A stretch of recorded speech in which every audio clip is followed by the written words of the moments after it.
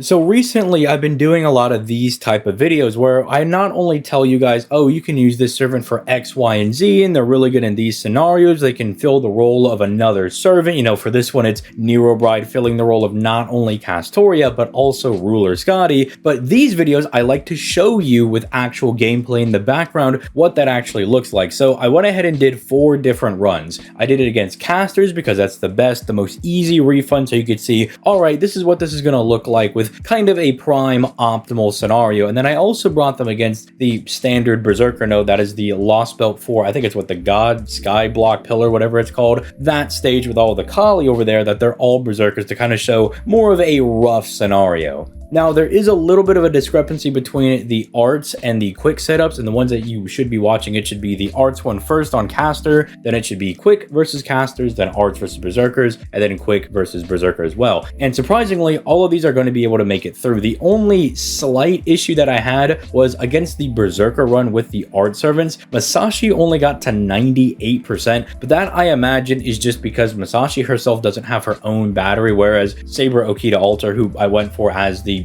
kind of generic-y quick AoE servant, she does actually have her own battery, right? So she is able to kind of make up for that lack of refund that they might be getting against berserkers, whereas Masashi doesn't really have a way to overcome that shortcoming. But hey, that's just because I didn't want to use somebody like Space Ishtar, or normally I would say Summer Ibuki, but I actually don't have Summer Ibuki over on the NA side of things where I have Nero Bride. But I didn't want to get accused of using like the strongest loopers in the game, bringing like the absolute maximum power that I could, even though, it is still Summer Masashi. She still is really good at looping, but people wouldn't consider her to be like a top upper echelon person. I mean, I think in the overall scope of the game, she's really solid, but again, lacking a battery, you don't get to be in like that top 5 looping status because you need it for scenarios like that. I think that does show one of the shortcomings, but one of the things that you will see going into this is that Nero Bride is able to execute her role as kind of being a stand-in for a Castoria that you do not own, or say a Ruler Scotty that you do not own, very effectively, right? You'll see that I still bring the friend Castoria or the friend Ruler Scotty because in this scenario, you are a person that do not own any of them,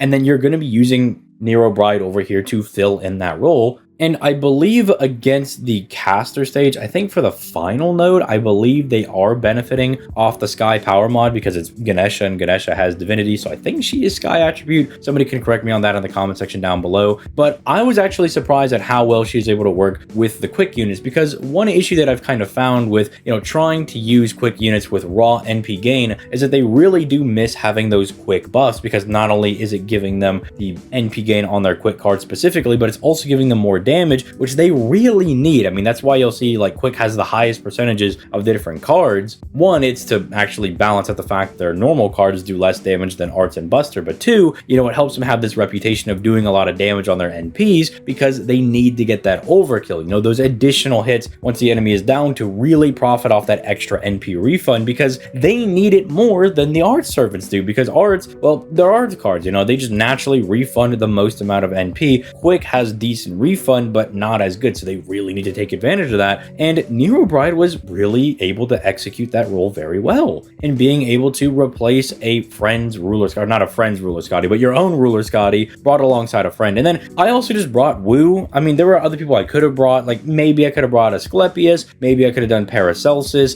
I even kind of contemplated maybe just bringing a Zhu Fu because she gives NP gain and gives a solid battery, but I decided to use Wu at least for the caster one because that seems to be the standard low rarity quick support that people tend to bring, which we always talk about, like, oh, we don't have like a Zhu Fu option, or even, secondary options for quick, like a Lady Avalon or even a Tamamo. But I do think Nero Bride might be the answer to that issue, right? Like if you look at some of the servants that were lacking for quick, you might just have that in Nero Bride. She might be able to kind of replicate not having a different, servant to fill that role like we do in, say, arts and some of these other card types. I mean, even Buster now has Merlin that can do 30% for the entire party, which is not nothing. That's very, very strong. Now, again, it doesn't really fill the same role because Zhu Fu is a low rarity servant. She's a 3-star on every single banner. Da Vinci Ruler is a free-to-play that you can get really anywhere. So I guess, her being a limited 5-star servant doesn't exactly scratch that itch of wanting a low rarity servant to cover your quick servants. But, if you're one of those guys that is missing out on that additional support, and you're like, who could I really go for? Who could help me round out my box? Nero Bride is really strong. Now, I will tell you just straight up right now that the benefit of Nero Bride, I think, is that she can fill those roles for people that do not have, say, a Ruler Scotty or a Castoria. But unfortunately, Castoria is coming out in a little bit. She actually might already be out on the NA side of things. I think, depending on when this goes out, she's actually live right now on NA. And so you'd rather go for Castoria. But where you might still be tempted to go for her is that we are waiting for Ruler Scotty to come out next year. I think she has a rerun right after the Melusine banner drops, the Ruler Melusine, the summer one. And if you're too tempted to go for some of the other servants that are around there, you know, Draco, Tiamat, you know, the new Melusine that I just mentioned, new Castoria, the summer version, or even Morgan 3 that's going to be coming out, and you don't think you're going to have enough Saint Quartz to roll at that point, but you have a little bit of excess right now, you've already bagged your Castoria, Nero Bride's not bad to go for because she can be a decent stand-in if you do not have your Ruler Scotty and you want to use someone like, say, Sabra Okita Alter. She's one of my favorite quick units to use. She just loops so well. She just does decent damage even at NP1. I really enjoy using her, and I would not want to not be able to use her, right? That's kind of how I am over on the JP side of things. I bagged Castor Scotty the last time she came back around,